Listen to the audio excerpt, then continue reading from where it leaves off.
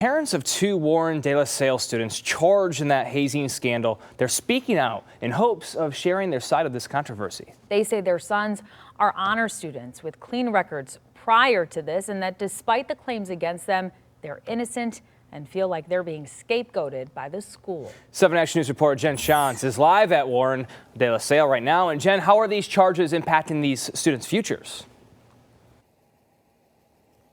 Well, both Ricky Pearson and Michael Young were charged and arraigned on Monday with misdemeanor assault and battery. They pled not guilty and were released on personal bond.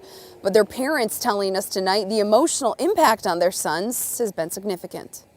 As a parent, that's like your worst nightmare, to know your son is in the 12th grade and right now you want to be dealing with prom and graduation, and now we in a situation where we want to court. It's a nightmare Ricky Pearson Sr. lived through on Monday, watching his son, who has an academic scholarship to Albion next year, face a judge. Michael Young, headed to Eastern Illinois on an athletic scholarship, was also arraigned, along with two other De La Salle students. He went from, you Google his name, you'll see De La Salle championship back to back. Now you Google his name, all you're going to see is the hazing. Something both sets of parents deny their sons were ever involved in. They wrestle, they bond, everything got blown out of proportion. Warren police investigated alleged locker room hazing earlier this year. A broomstick was reportedly used, but there were no claims of penetration. The St. Clair County prosecutor, after initially declining to press charges, charged 7 students after sources tell us a new parent came forward. I really truly believe that these 7 young men are being used as pawns for what these parents believe was a ploy to get rid of a football coach. Their attorney, Paul Addis, says an initial investigation by the school seemed to just stop.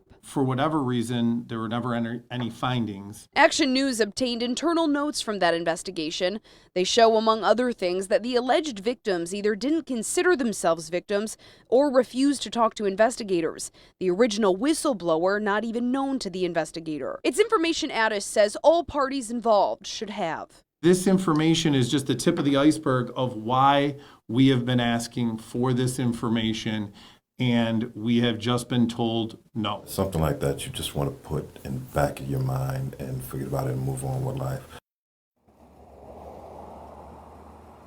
And now both young men's, their plans for the future for school next year are still in place. Their parents say moving on from this is really going to be difficult as it's affected their son's trust in the school system here. Now, we did reach out to the president of Warren De La Salle for a comment on this latest development. We are still waiting to hear back. Still a lot of unanswered questions in this case, but we will stay on top of this story for you. Reporting live tonight in Warren, Jen Shantz, 7 Action News.